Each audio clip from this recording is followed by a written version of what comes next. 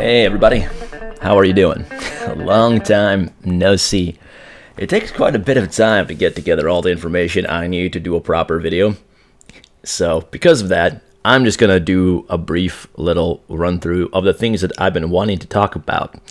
So my last video that I did besides the Michael Crichton book themed stuff had to do with UPS and layoffs and things. And one thing that the CEO had said, she had cited something about AI. And that's a very interesting thing because AI appears to be a very hot button issue right now. Everybody is talking about it.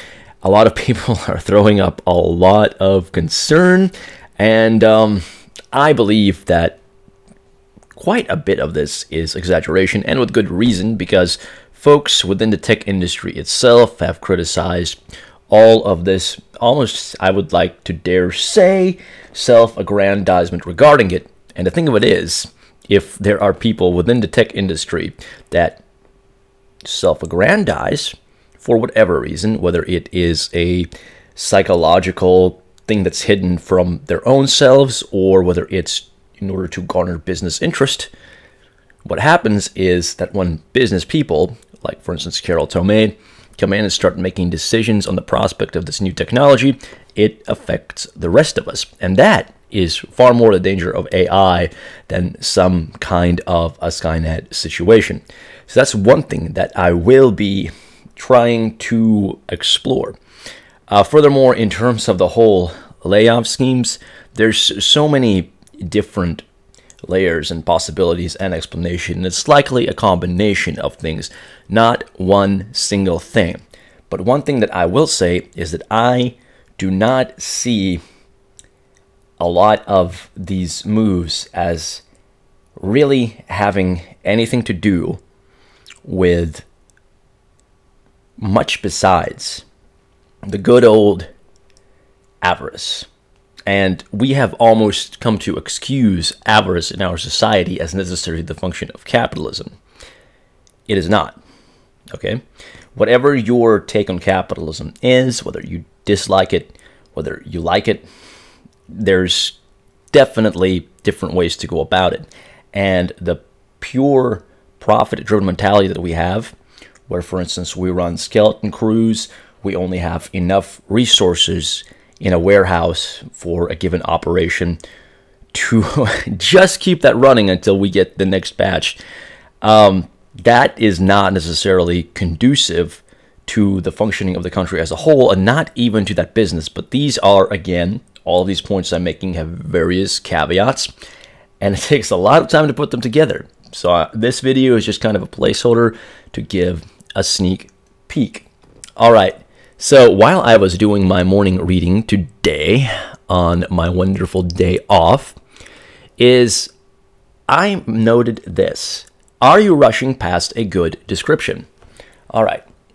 When you're reading a story, your attention span tends to wander, like also when you're watching a video. Any kind of media that you're consuming, there's 1,001 things going on in your brain, including the very way that you're processing that information. You're like, yeah, I want to get onto this or that. I don't like this point because of whatever. Even sometimes it's a gut thing. Like you want to be reading through something faster because you're hungry. So keep that in mind when people are criticizing you. If you're a content creator, it's like they just might be hungry. Don't take things so personally. But the point of this is that, oddly enough, at least when I went to my little technical school briefly there and just watching advice from like other people that went to the bigger, fancier universities, as well as, you know, all these little writing guidebooks that my grandmother had bought over the years because she was always trying to encourage me to go into the literary route. What I see in there is that there seems to be this trend that caters to the short attention span. Like one way that they put it in schools is you want it to be able to be read by like an 8th grade level person. You don't want to try to wow people with your words, and it's almost like a judgment on you if you want to use a broader vocabulary. Like you're just trying to be a fancy pants show off, and when that's not necessarily the case, what I find bizarre is that there is not enough encouragement about careful and diligent reading. And even with myself, somebody who values reading and doesn't do enough of it, admittedly, I'll rush past something and find that I missed something really cool. So, for instance, from Michael Crichton's Dragon's Teeth, the chapter called Around the Fire on page 131, it's the first paragraph. Each evening, when the sunlight was fading and the light was soft, making the sculptured terrain look less stark, so this is taking place in the American West, in the Plains region, a dry part of that, Cope reviewed with them the finds of the day and spoke of the lost world in which these giant animals roam. So basically, these are fossil hunters. They're out there, and this expedition leader named Edward Drinker Cope is describing what used to be there instead of this desert landscape. But the first sentence, each evening, when the sunlight was fading and the light was soft, making the sculptured terrain look less stark. I rushed right through that. I was like, oh, it's just a, you know, a description. It doesn't really have anything to do with it. But that is the richness of the experience. It puts you there. And if we dispense, which seems to be a lot of this utilitarian advice that comes from like literary programs in colleges and things, and I don't know how accurate I am on that statement, but that's just the impression that I'm getting, that writing seems to be about, we got to make this really publishable, you know? And, you know, Crichton, obviously a very successful writer, but again, older style of thinking, like I said in that last video. So there's this richer description.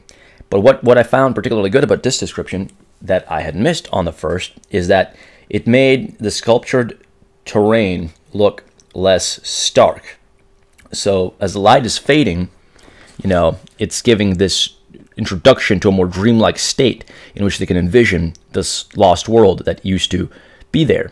And so that desert during the glaring sun of the day is very stark looking, very delineated, like all the lines are just, right there. But as the sun is going down, that starkness itself, because of the juxtaposition of the soft light, becomes kind of like this weird liminal space. And I would have almost missed that and just gone on with the rest of the story to get to the meat of the story, as it were, if I didn't, you know, make it a point to read more carefully. So that's kind of the whole point of this part of the video.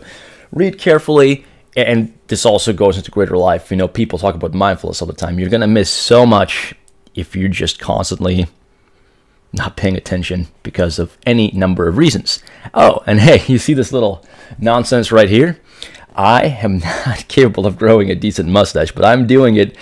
I'm doing it to remind myself not to take myself so seriously. And it's March, so apparently a while back I heard about this March mustache challenge thing.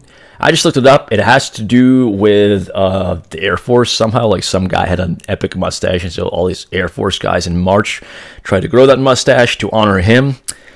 But I thought it was just like that thing that happens in No Shave November, where it's for like health reasons, like to raise awareness about health. Either way, it's going to be fun, and you are going to get to enjoy a little bit of comic relief at my upper lip area.